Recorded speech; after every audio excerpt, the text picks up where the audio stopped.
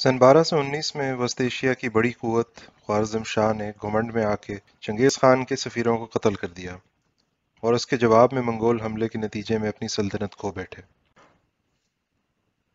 Mongol घुड़सवारों और तीरबाजों को फिर मिस्र और यूरोप तक कोई न रोक सका और खुलफा राशिदून और उनके बाद अरबों ने जो बड़ी बड़ी सल्तनतें खड़ी की थीं सब राख का ढेर बन गईं।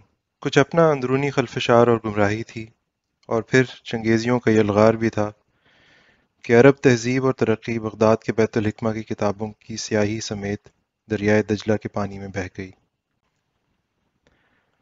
बगदाद में अब्बासी खलीफा मुस्तासिम को कालीन में बांधकर घोड़ों के खुरों तले कुचल दिया, जिस पर सादी का शेर है: आसमां रा हक बवद गर खूं बगर यद बर जमीन बर जवाले मुल्क मुस्तासम अमीर उल मोमिनीन। यानी अगर अमीर उल मोमिनीन की मौत पर आसमान खून के आंसू रोए तो यह हक होगा।